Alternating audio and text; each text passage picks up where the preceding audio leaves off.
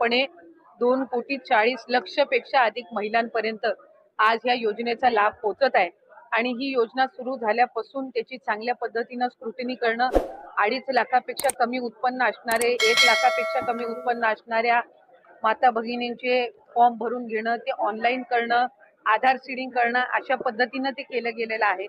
त्याच्यामुळे कुठेही स्क्रुटिनी ही 2.5 कोटी महिलांची किंवा लाभार्थ्यांची होणं हे शक्यही नाहीये आणि ते करणंही नाहीये, कारण आज त्या महिला 5 महिन्यापासून लाभ घेत आहेत. एक आणि दुसरी गोष्ट म्हणजे कोणाची जर तक्रार त्या संदर्भामध्ये पुढं मागं कधीही, म्हणजे आज मी आमदार म्हणून आपल्या सर्वांसोबत संवाद साधत आहे, मंत्री म्हणून मी त्या विभागाचं काम केलेलं आहे.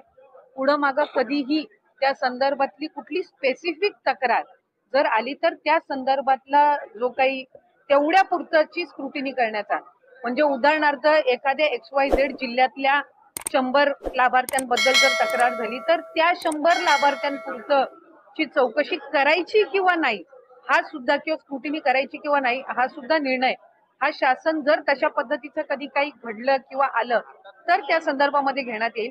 कुठेही स्क्रुटिनीचा विषय येत नाही.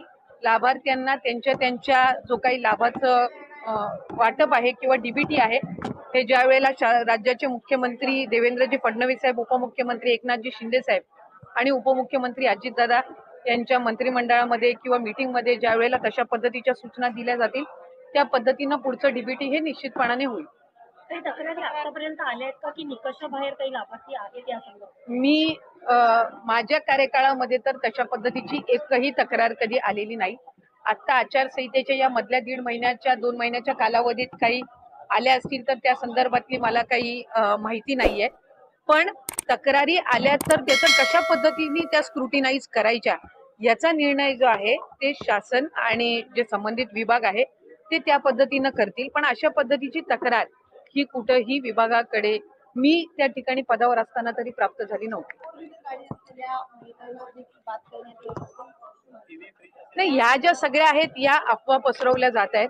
शेवटी कुठले निकष कशा पद्धतीनं लावले जातील, कशा पद्धतीनं बदलले जातील, कशा पद्धतीनं कुठली जर एखादी तक्रार आली तर त्या संदर्भातली कशी स्क्रुटिनी केली जाईल हा निर्णय शासनाचा आणि विभागाचा राहतो.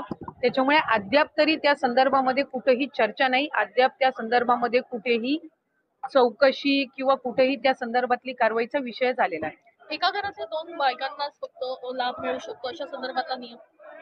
अशा संदर्भातला नियमही नाहीये. आपण जर GR मध्ये बघितलं तर 2.5 लाखापेक्षा कमी उत्पन्न असणारे, रेशन कार्ड त्यांचं पिवळं किंवा केशरी किंवा उत्पन्नाचा दाखला असणारे, अशी सगळी स्क्रुटिनी होऊन आम्ही सुरुवातीपासून एक गोष्ट म्हणत आलो की 2.5 कोटीपर्यंत लाभार्थी हे मॅक्सिमम असू शकतात.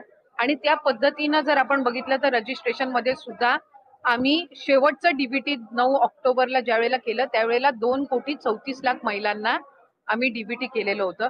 म्हणजे साधारणपणे त्या आकड्याच्या आपण जवळपास आहोत.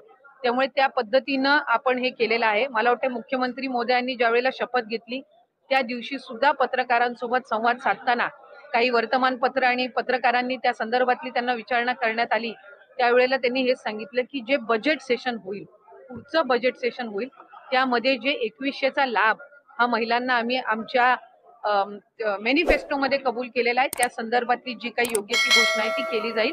आता 1500चा लाभ आहे आणि जे लाभार्थी आहेत जे व्हेरीफाईड झालेले आहेत, ज्यांना गेल्या महिन्यांपासून लाभ मिळत आहे त्या पद्धतीनं त्यांना मिळत आहे. एकूणच या योजनेसंदर्भात विरोधक आता पुन्हा एकदा आक्रमक होताना बघायला मिळतात, टीका टिप्पणी करताना बघतायत की आता निवडणुका झाल्यात, आता या संदर्भात अनेक खरं तर नियम जे आहेत ते लागू करण्यात येतील अशा संदर्भातले आरोपही होतात. एक तर विरोधकांनी सुरुवातीपासूनच या योजनेवर टीका केली. ज्या वेळेला 28 जून रोजी ही योजना जाहीर झाली त्यावेळेला सुद्धा त्याच्यावर टीका करण्यात आली. स्वतः त्या योजनेवर टीका केली की 1500 दिल्यावर मग राज्याचं काय होणार, राज्य खपाट्याला जाईल, आर्थिक व्यवस्था बिघडेल. आणि त्यांच्या मॅनिफेस्टोमध्ये निवडणुकीला ते 3,000 महिलांना देणार दर महिन्याला, अशा पद्धतीची खोटी घोषणा करण्यात आली. महिलांनी, लाडक्या बहिणींनी 3 लाडक्या भावांना साथ दिली आणि जे त्यांच्यासाठी योग्य पद्धतीचे निर्णय किंवा लोकउपयोगी योजना राबवलेल्या आहेत